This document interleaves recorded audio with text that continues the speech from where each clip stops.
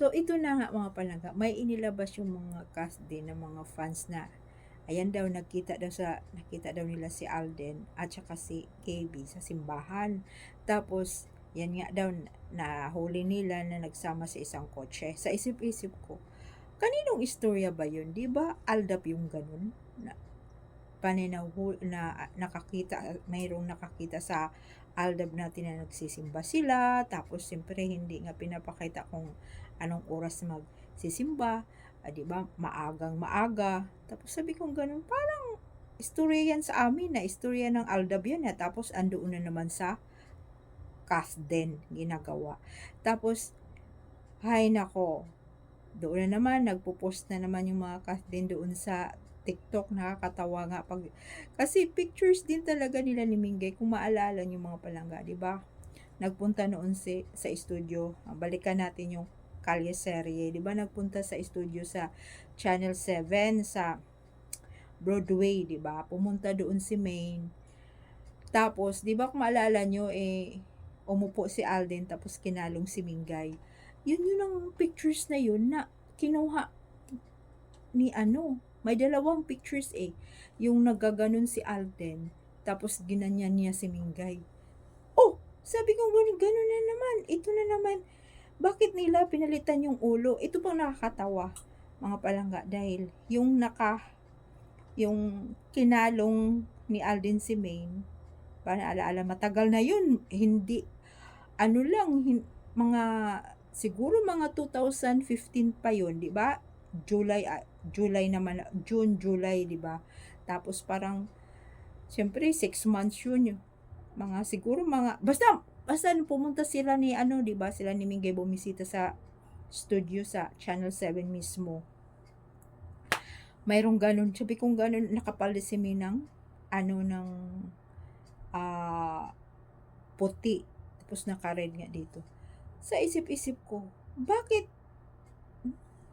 ang kamay kay Maine? Kay Maine talaga ang kamay, mga palangga, dahil di ba napakaganda ang kamay ni Maine.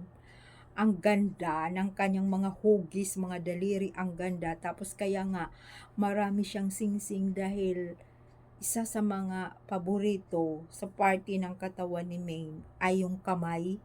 Kasi sinasabi naman niya ni Alden, alam natin yun, kamay. Kaya syempre marami, lahat ng uri ng engagement ring, basta ganun, di ba? Mga mansiri or wedding ring, promise ring, di ba mayroon siya, tapos sinusot, di ba, ang ganda kasi ng kamay niya. Kaya sabi ko nga, ang tawa ko ng tawa. Tapos yun, ang ulo hindi Maine, ang kamay Maine. Paano hindi mo maano, ang ganda nga ng kamay ni Maine, wala ngang iba nga yung kanyang kamay, maganda yung mga hugis niya. Tapos sinend ko nga sa isa kong friend na panay sa Twitter, doon siya nagtatambay.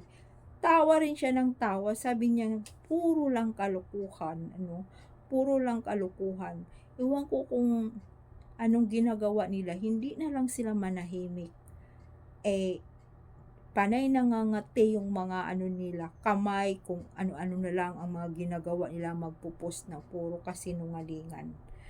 Tapos sabi pa nga niya, hindi mo ba na napanood, sabi niya gano'n, yung friend ko, na yung post ni yung mga, yung sa CF, di ba? Yung palabas di CF na sabi niya, si Daniel ay nahuhuli na pumupunta sa subdivision nila ni kung saan nakatira si KB. Tapos umiikot-ikot daw doon. Siyempre nakakotse. Oh. So, meaning to say, baka nga daw nagkakabalikan, baka lang naman. Pero nagkakabalikan daw, sabi ni CF, sabi doon sa, kasi nung sinabi ng friend ko, sabi niya, sige, panoorin mo, tingnan mo sa TikTok, mayroon doong post, sabi niya ganun. Sabi niya, mayroon din sa FB, na, si CF ang nabalita, sabi niya. Sabi niya, panoorin mo yung kay CF, nandoon. So, tiningnan ko nga, ayun, sabi pa nga ni CF, bumaliktad na naman si CF, hindi mo nga maintindihan si CF kung saan siya kumakampi. Kasi kung ano ang naano doon siya kumakampi, tapos pag ingungud-ngud talaga sa iyo, ipagdiinan talaga niya na ito ay katotohanan ito. Di ba ganun siya? Tapos noon yung blockbuster yung two movies ni Alden at saka ni Catherine, doon din niya talagang may desisyon talaga. Sila na talaga. Kasi ayaw nga naman ni di ba? Ayaw nga naman ni CF kay Maine. So talagang ipagdidiinan talaga niya na may may relasyon. So ngayon nangyari nga ngayon, sila din ang nagbabalita na walay na raw, tapos hiwalay na sila Alden at saka ni Kath din daw. Tapos nagkita na nga at sila na nga nagkabalikan na nga daw ang Kathniel. Tapos sabi pa naman ni CF, sino daw ang kawawa? 'Di ba ang kawawa kasi hindi na daw pinapansin si Alden ni Catherine, sabi ni CF. Hindi na raw pinapansin. So sino daw ang kawawa? Sino ang niloloko?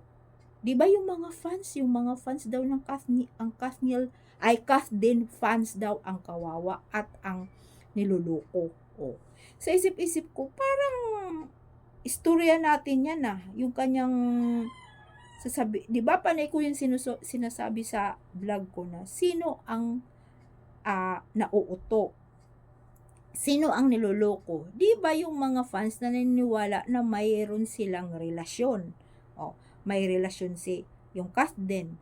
May relasyon si Mingge, pinakasal pa nga doon kay Kung. Sino ang naniniwala? Tapos sasabihin din niya, tingnan mo, saan kaya si CF nahihilo na kung saan siya kumakampi? Dahil pag tayo din, din tayo daw, mga kulto nga daw tayo dahil nga naniniwala na kasal na yung Alden at Maine. Hindi nga niya maintindihan ang kanyang utak kung saan siya kumakampi. Yan na nga. Siguro kulang siya ng ayuda, kaya ayan, iba na naman yung kanyang pinapaniwalaan. Hay nako. Kaya sabi ko nga ganun, hindi natin alam kung anong susunod na naman o ano na naman kayang kwento dahil may international na movie si Alden o kung sino ang kasama niya, sino ang kapartner niya or international din ng mga artista ang kasama niya, ang kanyang siyempre kapartner sa isang pelikula. Chismis na naman na mayroon na naman silang komunikasyon, nag-asawa na naman, na-engage na naman. 'Di ba? Tapos sasabihin nila babaero si Alden, maraming babae, maraming tinitikpan na babae, bla bla bla. 'Di ba? Ganun ang istorya nila.